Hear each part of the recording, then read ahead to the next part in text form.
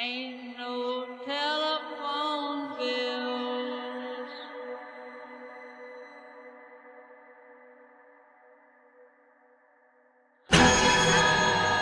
You'll always be home, sweet home to me. Glory, glory to old Georgia. Glory, glory to old Georgia. Glory, glory to old Georgia. Ho, ho, ho, ho, ho, ho. Yeah. Week 3, it's in the books. And it was banger after banger. After banger, after banger, after banger, after banger. And before I get into the actual games, I want to acknowledge that, last week I was wrong about a lot of my predictions. I think I predicted like maybe 2 games right total. The rest were incorrect. This week, though, I was on a heater. I predicted all but 1 game right, and I would have gotten them all right if it wasn't for this man right here. Pathetic. I mean, he's going to get a lot of hate from the Irish, though, so can't get on him too hard, but wow. Anyways, you know where I have to start with this game. I wouldn't be wearing my Georgia attire, my Georgia Shako from the marching band, have all my Georgia gear behind me if we weren't going to start with Georgia versus Tennessee. The SEC opener, Georgia survives in an all-time classic, 44-41 in overtime. And let me tell you, this one was a roller coaster. I'm going to take this hat off now. I feel like I look ridiculous. Actually, you know what? I'm going to wait till the end of this prediction, and then I'll take it off. But yeah, it was a roller coaster. And like clockwork, Tennessee, they came out swinging, man. First drive, boom, touchdown. Joey Aguilar looked unstoppable.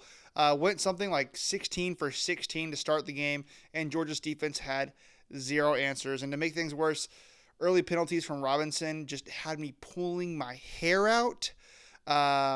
First, he interfered with the passer and then backed off randomly. Like, if you're going to interfere with the catch, you might as well go all the way and just tackle the guy. Don't just let him get the touchdown. But he gave up the flag and the touchdown. And then next drive, pass interference again on 3rd and 15, leading to another Tennessee score. And before I knew it, Georgia was down 21-7. But to be honest with you, and I know you probably think I'm lying, but I wasn't panicking. I wasn't panicking at all at that point. In fact, I have a group chat text to prove it.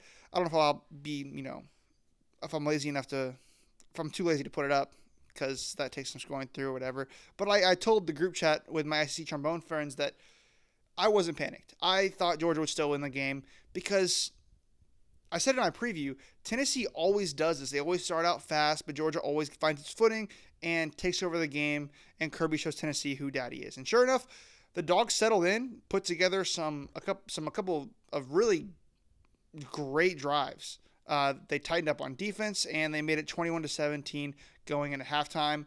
And coming out of the break, Georgia delivered the kind of drive that felt like a real turning point in the game. They just out-physical Tennessee in every way. They marched on the field and did it all with runs. And, Tennessee, they looked gassed. They punched it in for a touchdown. And that's exactly how I expected Georgia to really take over with the depth they have. And I didn't think they would look back after that. I thought Georgia was going to stay ahead the whole game and take over in that second half. But Tennessee, they had no plans of going away. Every single time Georgia would get in the red zone, we were settling for field goals and not touchdowns. And then the Vols, they just kept landing haymakers with explosive plays. Midway through the fourth quarter, Georgia was down 8. And that's when the nerves really hit me, and I realized Georgia might actually lose this game. But Gunnar Stockton, he came up clutch. He had an incredible night, guys. He led a gutsy drive, converted on a 4th down for a touchdown, and then nailed the 2-point try to tie it up. And now all the defense had to do was close it out. Instead, they let Tennessee march it all the way down the field in what should have been a game-winning field goal, and then it sailed wide. Overtime, and Neyland was shaking. I'm sure the environment was insane, but Georgia's defense, they finally, stiffened up, held Tennessee to 3 points pretty much immediately, and then the Dogs win the game on a review touchdown. Heartbreak for the Vols, survival for the Dogs. And, dude, I got to be honest with you. I have a ton of respect for Tennessee after this game. Joey Aguilar, he is the real deal. Maybe even better than Nico. In fact, I think he's definitely better than Nico after what I've been seeing from Nico at UCLA and seeing from Joey Aguilar at Tennessee. Their receivers, who I had a lot of question marks about in the preseason, they made some massive plays on a Georgia defense that's supposed to be always really, really good. That was very impressive. Their defense, while definitely bendable, made huge red zone stands. And keep in mind, they were missing corners in this one. They were missing both their starting quarters in this one. So the unit that we saw on the field isn't even their best version of that unit. So I have a lot of respect for what Tennessee was able to do in this game. But Georgia, they answered some questions too. Stockton made big plays and big moments. Dude, he looked awesome on the road in this really rowdy environment. The moment was not too big for him. The receivers, the running backs, offensive line, they all looked improved across the board. The red zone play calling for Mike Bobo was, still making me want to throw the remote at the wall. But outside of that, I thought he called a really great game. Offense looked really good. Defensively, there is some reason for concern here, but it's a Kirby Smart system. I expect that they will get better as the season goes on. I really hope that's the case, because if they don't, it is a vulnerable unit. But again, I think that will solve itself out throughout the season. This isn't the Georgia of 2 years ago where they're going to crush everybody by 30, but they're tough, they're resilient, and they just keep fighting. No matter what you throw at them, they're going to fight and they will not give up. So you got to play all 4 quarters of this game, which I feel like Tennessee did. But it's really hard to cut the head off of the snake here. And Tennessee proved, I think, that they are for real. It's just that Georgia is also for real. They proved that they're still the standard. And it was an instant classic, honestly. We were really lucky to watch this game. Bottom line, Georgia escapes Neyland with a win, and this might end up being the toughest game they play until championship weekend, because I think that highly of Tennessee. So I'm going to take this off now. It's hurting my head, and because my hair's probably crazy, I'm going to go get my other hat here. Ignore that.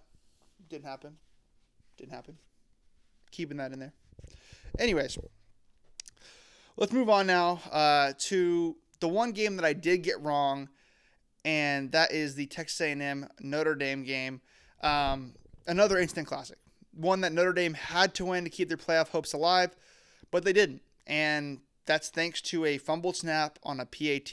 Not entirely because of that, but largely that had a lot to do with it. And yeah, you heard me right. Tyler Buchner loses another game for Notre Dame, not as a quarterback, but as the holder. And at this point, the Irish, they have to absolutely hate this guy. So I feel bad for him, but that's a game of football. And this game was back and forth all night, just like I expected it to be. And honestly, a lot of what I predicted in this game came true other than the actual result. I said Notre Dame would be better on the ground and get Jeremiah Love involved, and they did that. They fought for yards. It wasn't anything flashy, but it was solid. I said CJ Carr would look a lot better at quarterback, and he also did. And I said the O-line would hold up a lot better, and they did. On the flip side, I did say that A&M would look stronger on defense, and, well, they didn't. Not really, at least. They did make some big stops in key moments, but really they looked pretty vulnerable still. Hopefully that can get better throughout the season with Mike Elko taking control of that unit, but we'll see. Time will only tell. Most importantly, though, I did tell you that Marcel Reed was going to have himself a night, and he did. Dude, I don't understand why this guy doesn't get as much credit as he deserves, but this was a huge spotlight for him. And he absolutely delivered. He stayed in the pocket. He avoided mistakes. He dropped some absolute dimes downfield, and he looked so much improved from last season. Everyone was talking about Arch Manning and Garrett Nussmeier in the offseason, but I told you to keep an eye on Marcel Reed. That guy's a dog, and I think he proved me right in this game pretty emphatically. And let's not forget the receivers. Kevin Concepcion is the real deal. He just carved up the Irish secondary. And Mario Craver, dude, he made some highlight reel grabs as well. Notre Dame's defense just had no answers for them. What makes this win even more impressive to me, though, are the intangibles that should have gone Notre Dame's way because of the edges they had that just didn't. They were coming off of a bye. They're playing the game at home in a must-win spot with playoff implications and playoff hopes on the line. Everything pointed to the Irish in this game, but A&M just kept punching back. And yes, I am still concerned about the Aggie defense long-term, but they made enough stops here to let Reed and the offense take control, and in the end, it came down to a 4th and goal, and A&M made the play to win the game. They walk away with a 1-point statement win that announces to the country the Aggies have arrived. Meanwhile, Notre Dame drops to 0-2 and is basically praying for a miracle if they want any shot at the playoffs. They're actually going to have to root for their rival USC to be good so that they have a quality win under their belt. Not a spot that you want to be in. Anyways, let's move on now to another game that I got right, and that's Georgia Tech versus Clemson. And it wasn't as shocking as I originally thought it might be to people. Like I said in my prediction, I actually circled this game before Clemson even lost to LSU and looked shaky against Troy. So this didn't feel like some massive underdog upset. I thought I was going to, be able to pick that sneaky win here in this game in the preseason, but turns out Clemson didn't play well in the beginning. So I just picked Georgia as a minor underdog instead of a big underdog that I was going to. Anyways, props to Brent Key, though. He completely changed the narrative around Georgia Tech. Honestly, he's doing something very similar to what Clark Lee is doing at Vanderbilt. Both programs are finally daring to compete, and you have to give them credit for that. And this game played out exactly how I expected. Georgia Tech was simply the more physical team. They've got a clear identity and a stronger culture than Clemson, and that's what won them this football game. And it wasn't a fluke either. If anything, I feel like Georgia Tech probably should have won by more. Now, the box score, it's not going to scream domination, but if you watch this game, it was obvious that Georgia Tech was the better team. They let Clemson hang around in this one with that touchdown at the end of the first half and then another right after halftime, but every time Clemson started building momentum, Tech just punched them in the mouth again and again and again. And Haynes King, he was the better quarterback in this game, no question. He's physical. He's the X factor of the team. And pairing that with Jamal Haynes at running back, the offense just has to grind it out, punch you in the mouth style of identity. And meanwhile, you look at Clemson, and they're the same mediocre team we saw play against LSU. The run game isn't there consistently. Klubnik has shouldered pretty much everything. And those new receivers that are supposed to make this big difference, they look average at best. And turnovers are the thing that I told you to watch out for. But I told you, Georgia Tech might have the problem there. They've been sloppy in the first 2 games, but they played very clean in this game. It flipped the game. Clemson, on the other hand, they coughed it up twice. That's your ball game right there. If Georgia Tech played clean in this game, I told you they were going to win this game, and they did. And Clemson was the one with the turnovers. And then you got to shout out the special teams unit because there's no timeouts, 55-yarder for the win, and the kicker drilled it, longest field goal in program history. Someone give that man a cookie. He has earned it. And I had these 2 teams pegged for the AC Championship game back in the preseason. And right now, I feel pretty confident Clemson won't be there. They still could be, but I don't think they will be. But Georgia Tech, they are still very much in the hunt. Huge win for the Yellow Jackets. So, pat on the back to you guys. And next, I got to talk about South Carolina losing at home to Vanderbilt, just like I drew it up. I told you guys, do not buy the South Carolina hype. Now, to be fair, Lenora Sellers was out for a huge chunk of this game, and that sucks because it could have been a really good matchup and a lot closer. But let's not forget, Vanderbilt was already winning this game when Sellers was out. And I'm not saying that he couldn't have brought South Carolina back into this game. He absolutely is the kind of player who can put the team on his back, which I've said multiple times before, but I still believe Vanderbilt would have won this game either way. But once Sellers was out, it was pretty obvious that South Carolina didn't have enough to win. They still don't have viable receivers outside of Nick Harbor. The offensive coordinator, I just don't think is calling good play calls to get Nick Harbor in the best spots. The special teams magic that has bailed them out in the past just never showed up, and the run game just wasn't there. Even when Sellers was in, moving the ball consistently was a huge struggle for this team. Now, defensively, it's really clear to me that South Carolina is missing the guys they had last season. Vanderbilt was able to move the ball pretty much at will, and credit to the Commodores because the offense just flat out is more efficient than it was last year. They can do more things than they were able to with last year's roster. And Diego Pavia, he did Diego Pavia things. I mean, that means the good and the bad. You got the spectacular extended plays. And, of course, the one bad red zone interception that kept South Carolina alive for at least a little bit. But when the fourth quarter rolled around, Vanderbilt slammed the door shut. and claimed this game. And you have to give a lot of credit to Clark Lee and that staff. Whatever they're doing at halftime is working. They've got, back-to-back weeks now where they have come out of the break and just completely dominated and taken over games in the second half. They dominated South Carolina at their place, and they dominated Virginia Tech at their place, and they proved that they are the better team in these games. Like Georgia Tech, they just had superior culture and a superior identity. Vanderbilt is a problem, man. They don't need to be the overlooked underdog anymore. They can just walk into your house and outright beat you, and they're going to continue to do that all season long to teams that you would normally think they have no chance against. So, props to the Commodores. Moving on now to LSU versus Florida. And all I have to say about this one, well, I have a lot to say about this one, but to start off, 5. Just the number 5. 5 what? 5 picks on one side of the ball. Florida threw 5 picks in this game, and that was the difference in the game. And if you look at the score, it looks like LSU, dominated, handled the Gators, covered, and did exactly what they should have done. But that's really not exactly how this game went, because Florida should have actually been in control of this game. They won the line of scrimmage, and the defense played really well. But every time Florida, would start driving down the field, they would be crippled by undisciplined penalties and DJ Lagway throwing game-breaking interceptions. Now, don't get me wrong.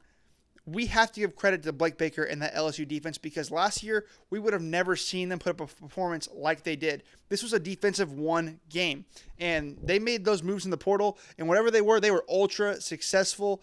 They were able to confuse Lagway, make stops on the ground, despite losing their best defensive player in Whit Weeks. You could say, Perkins is their best. It's a toss-up. Both are really good, but they lost both linebackers in this game. They're both starting Weeks brothers, and they threw the third one in there, but they still were able to stop the run.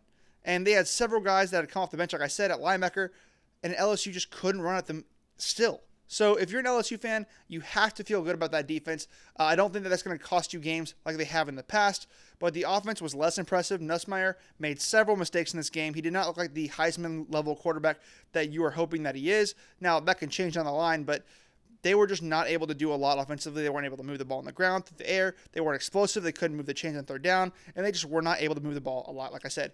But the defense is allowing them now to have a slow start on offense. The defense is good enough to allow the offense to struggle in a way, and I think that they are a much more balanced team than what they have been in the past. It gives them a better opportunity to make a national championship run than they ever have had before. And I think that the offensive problems that LSU is currently having is very coachable, and something that I don't anticipate being a huge problem for LSU as they progress throughout the season, because we know Garrett Nussmeier can make big plays. He just hasn't this season yet, but we know that's in his toolbox. And I don't think that you should be scared if you're an LSU fan, because I think that they're going to get that going and look like a really scary team. But you just beat Florida by 2 scores. Don't hang your head. There is nothing to be upset about.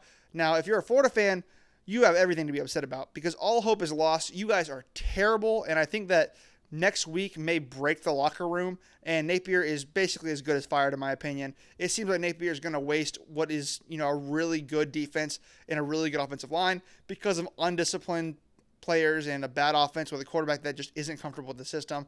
Overall, an ugly game, and Florida basically handed LSU the win with those 5 interceptions, so can't be doing that at all. Florida, I don't know if you're going to win another game this season. Maybe you will, maybe you won't. I don't know.